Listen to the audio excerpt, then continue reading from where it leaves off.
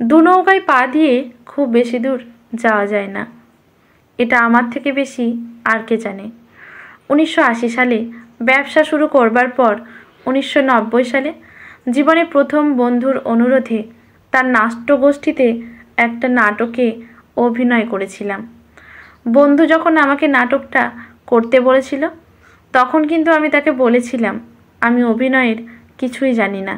বন্ধু অবশ্য বলেছিল আমি শিখিয়ে দেব, কিন্তু সে কথা বলেনি বা আমি জানতামও না নাটকটা সফল হলে অনেক জায়গায় গিয়ে অভিনয় করতে হবে।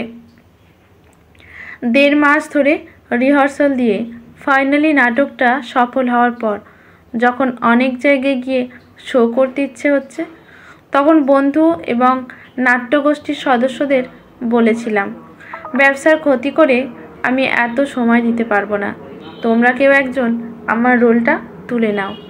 তাছাড়া তোমরা কিন্তু কেউ আমাকে বলোনি দূরে গিয়ে গিয়ে রাত জেগে অভিনয় করতে হবে।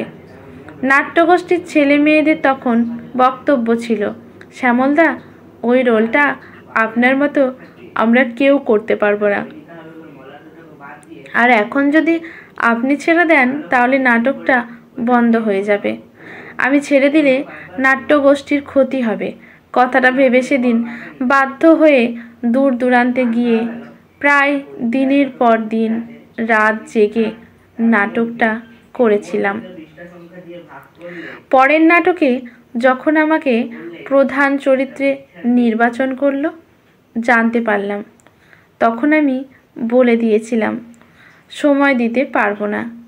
তখন বন্ধু এবং নাট্যগোষ্ঠীর সদস্যরা বারবার বলেও যখন দেখলো কাজ হচ্ছে না তখন তারা বাড়িতে এসে আমার মিসেস তুলিকা আর মেয়ে শ্রাবণীকে অনুরোধ করতে লাগলো। বাড়ির লোকেরা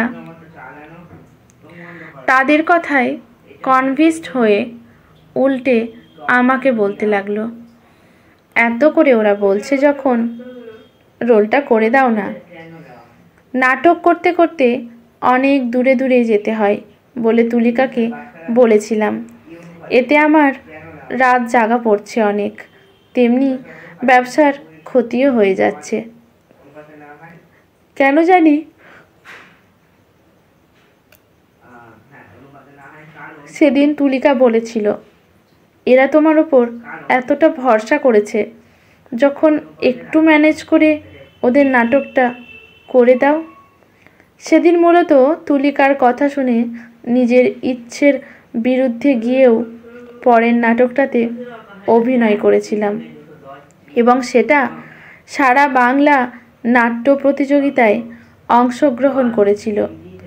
অংশগ্রহণ করে পুরস্কৃতও হয়েছিল।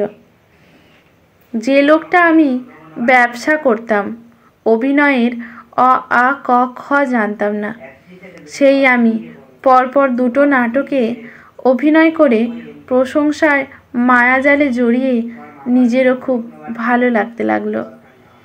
আমি ব্যবসায় সময় কম দিয়ে অভিনয়ের সময় বেশি দিতে লাগলাম।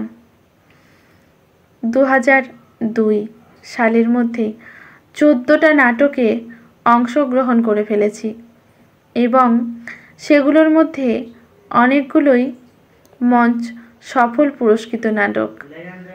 অনেকগুলো নাটকে আমিও বেস্ট অ্যাক্টর হয়েছি। আমাকে সবাই ব্যবসাদার কম এখন অভিনেতা হিসাবেই দেখতে লাগলো। 2002 সালে হঠাৎই একদিন টালিগঞ্জ থেকে ডাক পেলাম ব্যবসা ছেড়ে পুরোপুরি অভিনয়ের জগতে যাচ্ছি শুনে। তুলিকারা বাধা হয়ে দাঁড়ালো। প্রথম তুলিকাদের ওপর রাগ হলেও আমি ভেবে দেখলাম এ সমাজে এখনও শিল্পীদের যথাযথ কদর নেই। তাছাড়া আমি আমার পরিবারের একমাত্র উপার্জনকারী।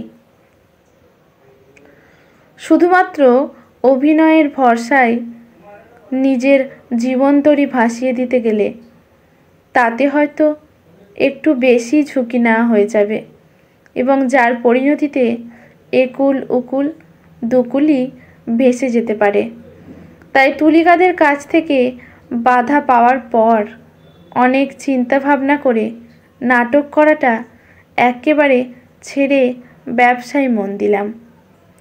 আসলে অভিনয়টা ভালোবেসে বিনা পারিশ্রমিকে করতাম, কিন্তু যখন দেখলাম ক্ষুধার রাজ্যে পৃথিবী গদ্যময়, এই পৃথিবীতে শুধু টাকাই সত্যি, বাকি সব কিছু টাকার জন্য সত্যি, তখন নিজেকে বোঝালাম নিজে ভালোবাসি বলে যদি অভিনয়টা করে যেতে চাই তাহলে ভবিষ্যতে কি হবে জানি না, তবে বর্তমানে পরিবারের লোকগুলোকে বিপদের মধ্যে ফেলে দেওয়া হবে।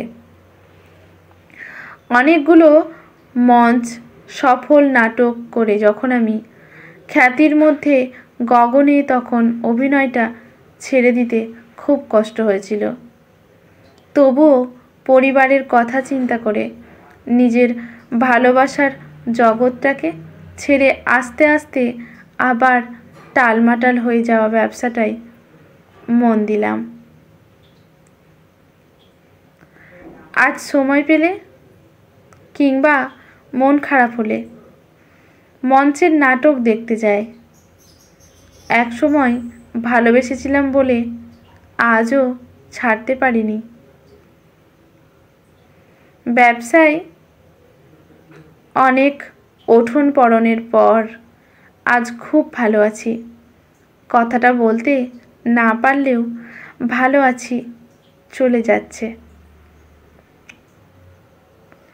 এই দু এক কলম হিজিবিজি লিখছি, মাঝে মধ্যে বন্ধুদের সাথে এদিক ওদিক বেড়াতে যাচ্ছি। তার পিছনে আসল বাস্তব এটাই হয়তো, সেদিন পরিবারের কথা চিন্তা করে অভিনয়টা ছেড়ে ব্যবসাতে মন দিয়েছিলাম বলে অন্ন, বস্ত্র আর বাসস্থানের সঙ্গতিটুকু করতে পেরেছি। আজকের লেখাটি লিখেছেন সুপ্রিয় ভট্টাচার্য। লেখাটি যদি ভালো লাগে লেখকের প্রতি শ্রদ্ধা জানিয়ে একটি গঠনমূলক কমেন্ট করতে ভুলবেন না। লাইক শেয়ার করে পাশে থাকবেন। ইউটিউব থেকে দেখলে চ্যানেলটি সাবস্ক্রাইব করে বেল নোটিফিকেশানটি অল করে দেবেন। ফেসবুক থেকে দেখলে পেজটি ফলো করে রাখবেন, যাতে গল্পের ভিডিও পোস্ট হওয়ার সাথে সাথেই সবার প্রথমে নোটিফিকেশানটি পৌঁছে যায় আপনার কাছে। ধন্যবাদ।